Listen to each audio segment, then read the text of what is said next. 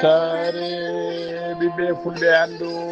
diine maɗa fedde heblo sukaɓe africa weltare tv takkusana yoni to fasudeɓe to korkodiola to kuñankari to gawinane to madina alheri to guetama to awoyni to kayi ko on takkusan juula ha e ndara galle shérifa bouya ɓurdololide shérif de ñoro e ko taari ɗum kala ene jeeya e gardini kabaruji men to leydi Mauritanie Mohtara Wul Ndiaye hoore jagoɗe leydi ndi holliri tigui wonde nogas e jeenayyi milliard tawi ko haalisa uggoya ɗum woni tigui ko yaltinan ko fate yidde ɓeydude e gonka kay région de Gorgol to leydi Mauritanie ha joni ma en gaare seeɗa e discours hooreji leydi ndi Mohamed Cheikh Al Ghazouani caggal nde o jaɓɓa toon hanki to kay haydi jaɓɓal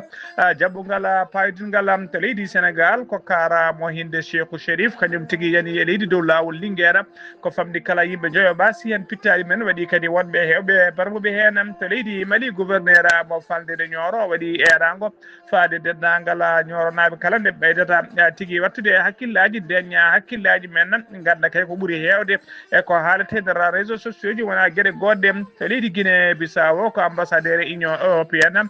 kañum waɗa expulsé e nder nokku to ɓe mbiyata Ligue des droits de l'homme to leydi Soudan teskama e nder jonte ɗiɗi tan fodde capanɗe jeenayyi o civil ko bara ko wasi pittali men tawi kadi ko dronaji itti pittali mabɓe e nder wuuro nokku biteɗo Kordofan bisimilla moon e ketki hotodirte joni joni pren baccire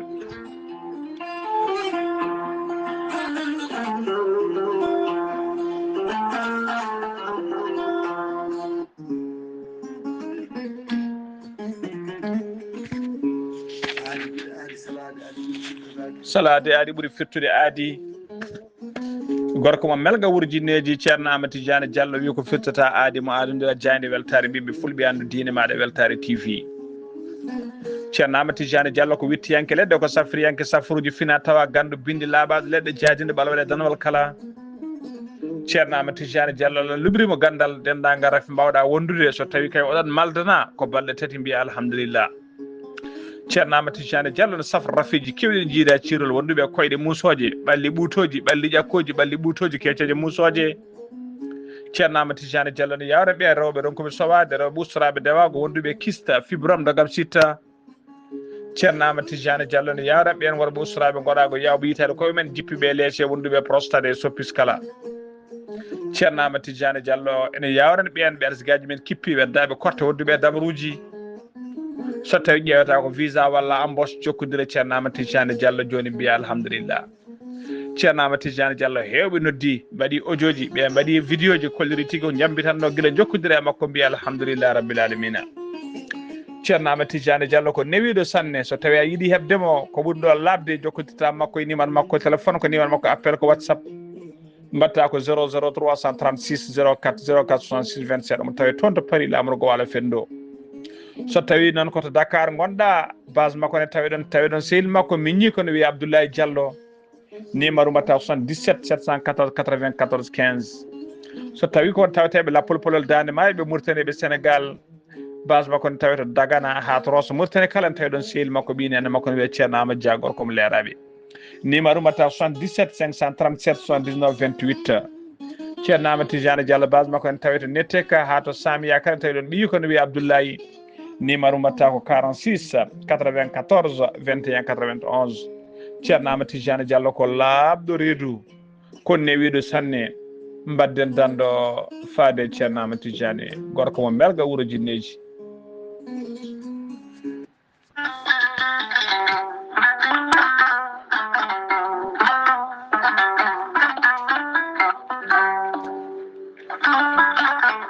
an jambitowo oɗo henna ñaw jaaɗo ɓandu koyɗe musoje koppi musoji mo ƴiƴam dogata e ɗaɗi mum AVC cardiaque tension diabète walla ni an donkuɗo foccade puƴiɗo donkuɗo jokkoyde endam ni juma ni jama e nokkuji goɗɗi kala jokkodire gorel te joni joni mbiya alhamdulillah. gorel te ko haako moƴƴo iwruka en tokkoredi nooro ari ko wallude en e safrude en ha moni kala yiito hen hoore muɗuma ɓen jokkodirɓe e gollorgal gorel te kamɓe kala ɓe kolliti ɓe jiitima hen koye mabɓe ɗo ɓe jambittanno yo gay ñabbuji cuuɗotoɗe nder ɓalli hay so tawi woni ɗi jangtanoka e ko gorel te safrata ɓe mbi'i alhamdulillah. gorel te ala rewam ala effet a ittaɗen ko jamireɗa mbaɗa e ndiyam ngulɗam aɗa yara aɗa yiito hen cellal ɓandu maɗa sa yiɗi hebde hen hoolare lamde no fewi jahata koto site mabɓe internet a mbaɗa www.gorelte.com janggana hoore maɗa joni joni kala ko gorel te safrata kala. sa yiɗi jokkodirde e tonggode gorel te so tawi gonɗa koto Pikine jokkodirta koye biyeteɗo Samba Touré mbatta ko 77 814 95 15 walla so tawi koto marché aslem gonɗa jokkodirta koye Oumar Gueye 77 640 37 88 so tawi noon gonɗa koto Guijilon walla Agnam jokkodirta koye Mame Diayel Sy mbatta ko 77 979 76 38 so tawi gonɗa koto Kanel e ko taari ɗum kala jokkodirta koye Aissata Abdoulaye Dioba mbatta ko 77 169 31 65 so tawi gonɗa koto Ranérou Ferlo e ko taari ɗum kala jokkodirta koye Ceerno Abou Diallo mbatta ko 77 544 00 34 so tawi noon gonɗa koto leydi France jokkodirta koye Harouna Ngayda 06 50 99 64 43 musidɓe tedduɓe gorel te ari e men addani men tan ko jamma.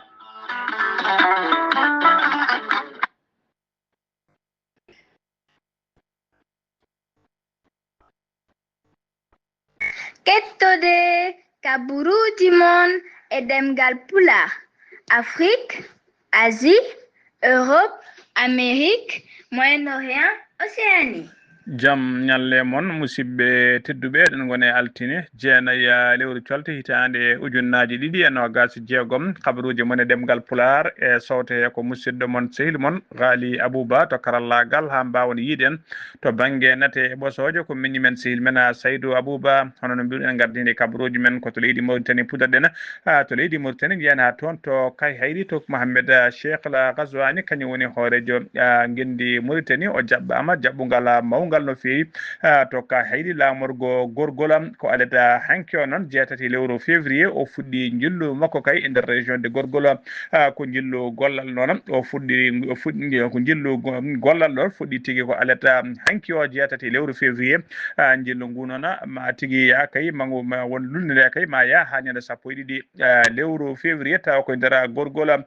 ko étape makko noon Gorgol noon o suuɓi ko étape makko ɗiɗaɓo kay woni tigui région ɗiɗaɓo kay mo suuɓi caggal nde wonno jillu makko arwani kay e nder hoddela Charqi o nder toon to kaydi noon caggal nde o jaɓɓa toon jaɓɓugal paydingal no fewi o waɗi toon discours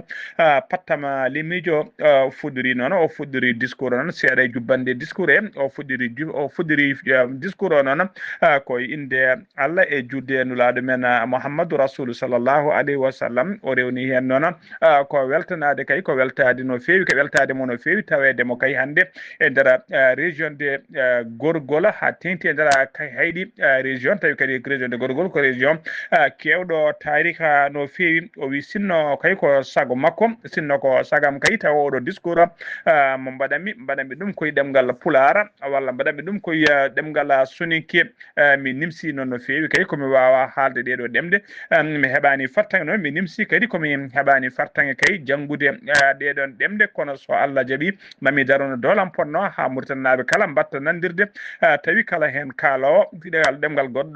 goɗɗo ne nana ɗemgal keddiɗo o wi noon wonde oɗo discours ma waɗata kay ma o fire kay e ɗemɗe pulaar e ɗemɗe sarakulle kala ɗemgal pulaar ɗemgal sarakulle kala o yetti noon o yettiɓe noon o jarniɓe mi yetti on mi jarni on e ngal ɗo jaɓɓugal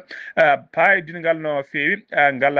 jabbiɗomi o wi oɗo image noon woni tigui no yiiri ka hayɗi ni oɗo image kay o holliri tigui taw ko ɓaleɓe wondude e woɗoɓe leƴƴi foof taw ene pottiɗo hennene o holliri ko ni tigui woni tigui image Mauritanie tigui ko ni tigui Mauritanie foti wade sabu kay holliri kay sabu kay ɗo ene yiye kay ɗo hennene yesso makko kala leñol o holliri tigui ene yiye ɗo henen ene leñol foof ene yiye ɗo pinal foof ene yiye ɗo culture kala foof kadi ene yiye ɗo e yesso makko ɗon to kay hayɗi ɗo o wi noon wonde kay oɗo image kay mo yiye nder gorgol koni tigui o yiiɗi dendagal région ngaji leydi Mauritanie kala sinno ko sago makko tawi ko ni mbayat tawi ko leƴƴi ɗi foof ene jitodiri hen lebbi ɗiɗi foof leƴƴi ɗi foof kadi taw men foof kadi ene yito hen hoore mum o wi noon o yi kay o wi wonde kay o arani ɗo hande noon hande mi arani ɗo kay mi arani ɗo e mbadi Rouma Jaribo mi arani ɗo kadi hande tawa hol caɗele crise tawi ko crise addimi ɗo mi arani ɗo kadi tawi ko situation kañoraɗo addi kam ɗo e nder gorgol ala wona ɗum addi kam ɗo addimi ɗo noon ko huccodirde e moɗon ngasa hettade on hol caɗele guuraɗe e yewtidde e moɗon tengu rengu gonka région e gonka leydi ndi beele kadi mboɗo humpito no gurduɗon mi humpito kadi andude caɗele mon no didotno e surtout haɓade kay hettade e surtout hettade kay opinion moni mon foof ko fati kay ko fati défi wilayade gorgol e défi leydi ni kala o wi noon oɗon foof noon onon foof noon eɗen gandi kay oɗon gandi crise molanteɗo Allah mo windere nde foof wondi ko wayno crise sécuritaire woni tigui ngakkere deyre e crise économique woni tigui tidgol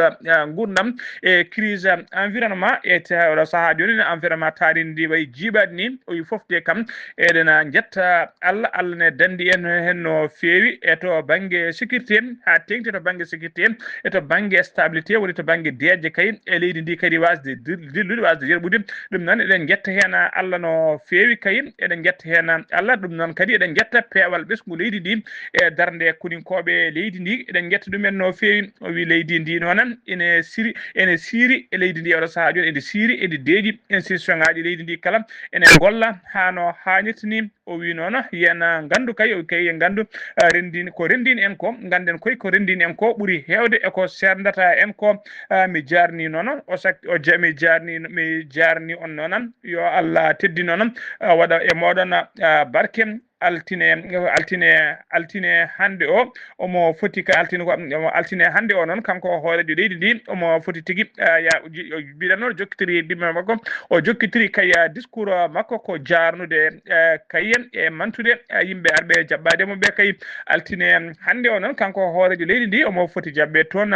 to Magama talata janggo omo foti jaɓɓede to département de Mbouta ñande alarba 11 o foti jaɓɓede ko to wuuro teddungo to Lixé gorgol nder département mum ñande alkamisa 12 lewru février noon o gasnirta tigui tourné makko ko nder département de Monguel ma en ndewino dendagal jilluji makko kala ma en gattu hen hano hannirta ni so tawi kay Allah luuɓi en wonkiɓe lowi hen cellal ha joni ko on fannu keddoɗen Mokhtar Wuli Ndiaye kañum woni hoore jagorɗe laamu Mauritanie o holliri kay laamu ngu laamu ni kay ummanima ko fate programme d'urgence et de développement yidde ɓamtude kay e ƴellidde région de Gorgolo e service aji mum de base kala e développement e nder région de Gorgolo o holliri kay jaru kay oɗo programme mo laamu ngu ƴetti kay taw ala ko kerri ɗum so wona de région de Gorgolo ɗum ko nogas jeenayi milliard tawi ko haalisa hoya e limore hinde de o yetti noon o yaltini oɗo kabaru noon koye nder hello makko weeyo witego Facebook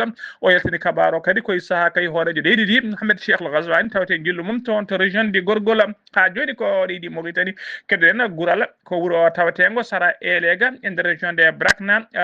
gural noona yuɓɓinino ko wiyete festival annuel festival mo mbaɗata kala hitande kay tawi ko festival économique pastoral ko fati ngaluji tawi ko ngaluji keɓeteɗi e negol jawdi ko golɗo noon woni kolol nayɓiwol woni 4e édition ko gural kay ene yuɓɓina oɗon festival o noon waɗano tigui ko guila ñande 16 e 17 lewru janvier hitande e lewru mayno 12 janvier 2026 ñande ko ñande aljuma 16 lewru janvier wonno tigui wonno tigui ouverture officielle oɗon festival e tawtore de représentant jawgal kala finagal ko fati culture wondude autorité ji kewɗi no fewi wondude préfet diwan on e maire mo élega wondude secrétaire général réseau des musée privé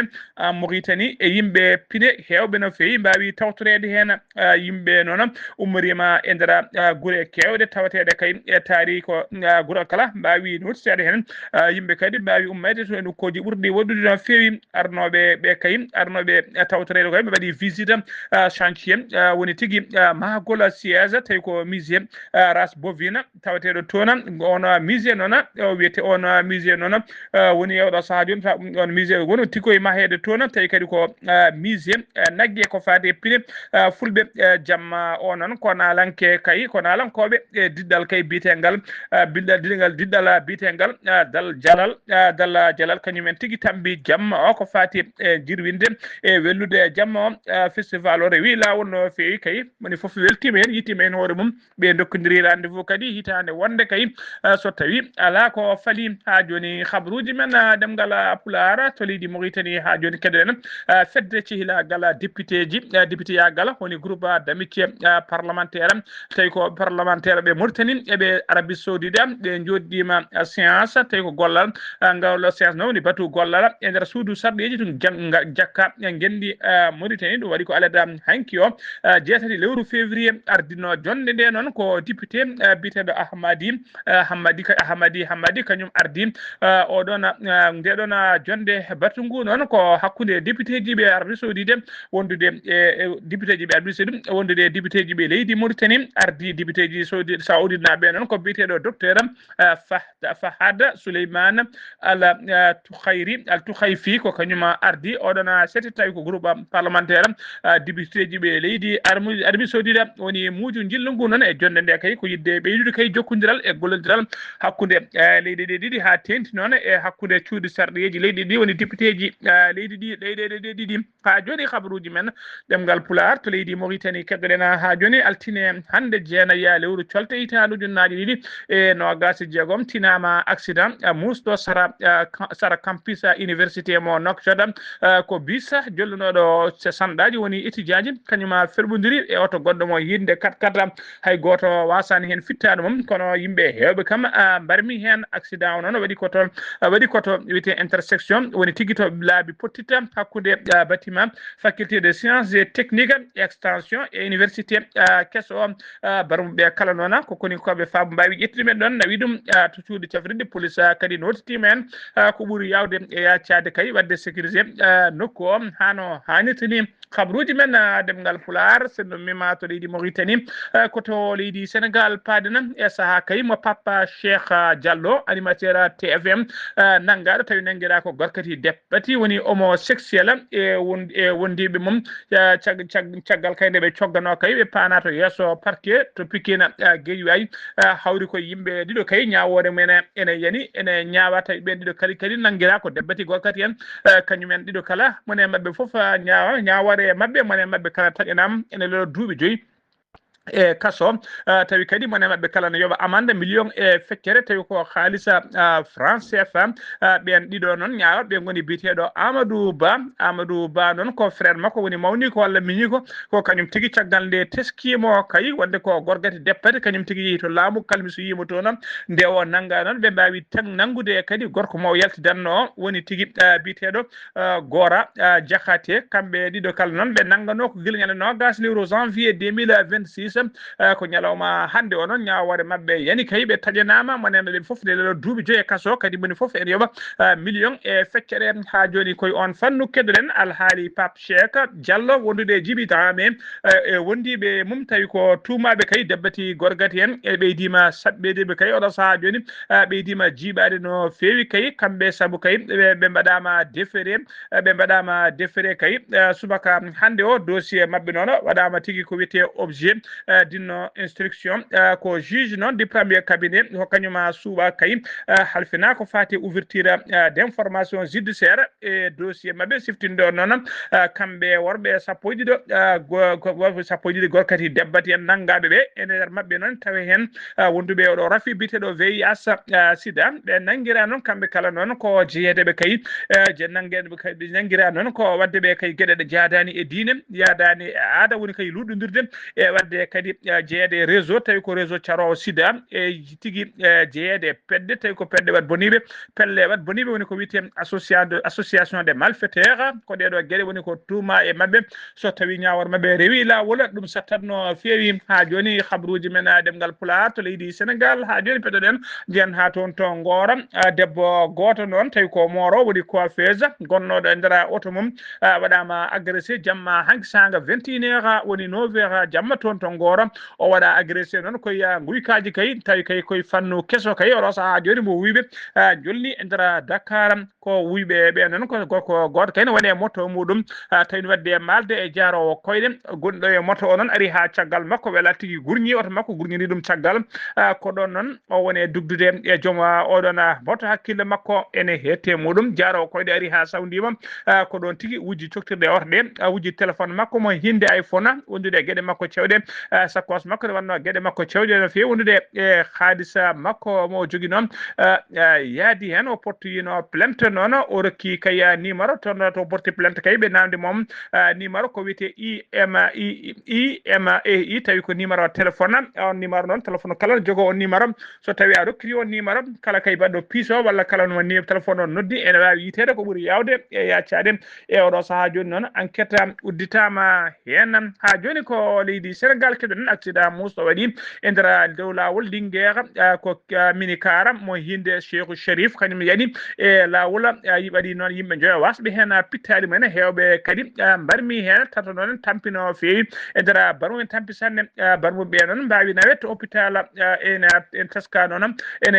non kewgol accident ji tawi kadi ko jaadudi e maydeli tawi ko buri hen hewde didon accident ji teska non e ro saha joni ko dido otoji hinde Cheikh Sharif woni bisuji de leydi Mauritanie heewide mari cuyen ton to leydi Sénégal ko Cheikh Sharif di kewiyedam kanji teska e odo saha joni kewgol accident ji e ndara gendi Sénégal ha joni ko leydi Sénégal keddoden kene wona joni kay lebbi jeetati halfinabe ko fate gestion woni rende baamule be hen biya genare to wiete gram bawo koko kay calti ha sori ladde kay maybe kala maybe kay be ha tingti non be jeyaka e ndara wuro mabbe go ubbede e ndara cehede be biri non be buri salade non ko ubbe hen den genare ko dedo gure tati kay ko maybe taw ko motobe dedo gure tati woni walla dido leede tati woni to wiete kera mbay falam e to wiete Jacques Mbawo e to wiete Toli Jaza dido nokkuji tati kay be kolitigi maybe men lelota ko e ndara baamule mabbe saabi dum non be koliri kay e odo saha joni kay be koliri so tawi kay be dacci kala gardo no ubbe baamulde joni baamule mabbe kewata yimbe hewbe non koliri hen metti men no fewi ha tingti non e jeyabe der gure tari kadi gure de fof non kambe dendi commune o goto ben koliri non kambe dendi commune o goto kambe dendi état civil holko saabi kay ebe kade tigi ebe kade wirude mabbe e ndara de don baamule hono mera o non gidi no tigi wadde masala ham kon non be jabani teskama non debbo goto ko dido tigi sankinoma yidi no wirede genale he tawi kadi joom galle mum e hoore mum ko don wira kono be celi ko ha sori ladde on wire e ndara de don baamule odo saha joni ko poode dure woni tona halka non e odo saha joni woni tigi ko juude gendarmerie kon non ha do ala taw ko gendarmerie taji hen ko fati kay yaadude kay yo genalde ubbe yo genalde kay udde salede kay ubbede kay maybe be jiya kay wuro gom walla ala so tawi ma uddite odo saha joni halka tawi juude gendarmerie ha joni ko leydi Sénégal kedden Khalifa Dine mo Bambiloro o wadi erango faade laamu ngu tawi kadi ko erango wondugo e nyaagunde nde farba ngom woppite ko buri yawde e yaccade farba gom non kany woni député de Zagnam nangaɗo kayne Dumba tawi ko tumaɗo ko fati tigi juuɗe mum moddude e haalisaji kewɗi no feewi kanko Khalifa o noon o erima laamu ngu kayne woppitta tigi Farba ko ɓuuri yawde accade saabu o holliri wonde kay goppirgol Farba kay coalition sociale woni koddigal moƴƴal ɓurata ɗon kadi oɗo saaha joni leydi ndi ala ko nafat ɗum kadi ala ko sohli oɗo saaha joni so wona tigi kaldigal koddigal moƴƴal wona hakkude ɓesgu leydi ndi kala ha joni habaruji men demgal Pulaar so nummima to leydi Sénégal koto leydi Mali paaɗen gasi ha laaɓi ker ko fati kay e course judiciaire woni tigi ñawore oɗon biyeteɗo Moussa Mara noon meeɗino wonde ancien premier ministre mo leydi Sénégal o ñawanoma ñaworde nde noon noddirtanoma woni ko wiyete cour d'appel ñawtima ñaworde altine hande jeenayyi lewru colti taari ujunnaje ɗiɗi e nogas e jeegom ɓe keddima noon eko ñawano ñawore adane nden saabu kay Moussa Mara taƴanama ha joni le duuɓi ɗiɗi e kaso tawi hen hitade ko kaso ferme innane keddiɗo no hitande heddinde ko avec sursis woni kay e nder nden hitande so tawi ala ko waɗi goɗɗum kay o ruttata ko e nder kaso so tawi no woodi ko nanguira goɗɗum o rutto e nder kaso ko wawi ñawede kadi ɓeyde hen hitande witende sursis nde ndeɗo ñawore noon ko ndeɗo tigui woni ko yani e ñalawma hande o koto leydi Mali ha joni keɗoɗen gouverneur région de Niogom o woni général des brigades Ali Anadji o ɓayini communiqué makko altine hande o jeenayyi lewru coltide hitande ujunnaje ɗiɗi e nogas e jeegom gam deñude ɓerde e hakkillaji kay yimɓe honɓe e nder région o yo tigui yo gartir hakkillaji mumen yo gandu kay yo gartir hakku mumen ganda tigui onde kabaruji kewɗi oɗo saaha joni cariɗe e réseau sociaux ji tawi ko kabaruji kulɓinide dilliloji ɓerde yo gandu ɗiɗon kabaruji ko ɓuuri hen hewde wodani omo andina kadi wim dendagal yimɓeɓe yo gandu oɗo saaha joni la situation est sous contrôle saabu kay laamu ngu neldi toon daɗim tawi ko force de défense et de sécurité e fama kala ɓawi nelde toon ha yeewi gam ɓeydude nden kay kisala dendagal ɓesguji tawateɓe toon e ngaluji mum kala o holliri noon de yimɓeɓe ndeñata hakkillaji men tiɗi tinno e vigilance kadi mbaɗa koddigal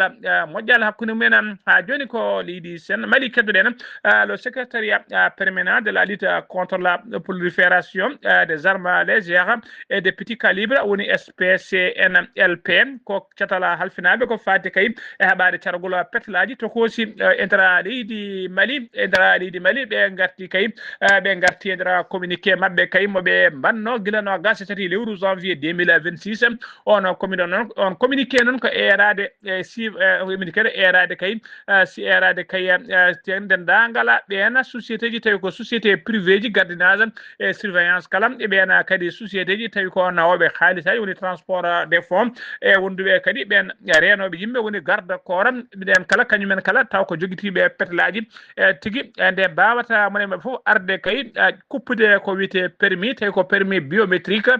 permis de port d'arme biométrique woni tigui jomum jogade kayit tengtinde wayi ene yamira ene jogui yamirore laamu yo jogo oɗon fetela ɗum noon tawi kadi ko biométrique saabu ko permis ji kewɗi ɓe jogui noon wona biométrique gam yidde kay tengtinde kay e ɓeydude rende e sara haɓade kay ko fade cargol ɗin petelaji ko ɗum saabi oɗo saaha joni laamu ngu namdima tigui nde ɓe mbaɗata permis ji biométrique kala noon neɗɗo kay walla société nangaɗo kay ne jogui petel tawi ala ona permis tawi kadi ko permis biométrie yo andu kay lawol koko rewnete dow mum habruji men demgal Pulaar sen numima to leydi Mali koto Guinée Bissau paɗen ambassadeur joɗiniɗo fedde union européenne e nder Guinée Bissau waɗama expulsé to siège ligue des droits de l'homme orno noon ko visite nokku o tawa kadi omo wonde hoorejo ligue des droits de l'homme mo leydi Guinée Bissau ko ɗon noon dariɓe sappo kay ɓe jeeyaɓe hinde intervention rapide kañumen tigui joofe mabɓe jaltiniɓe kay nder nokku o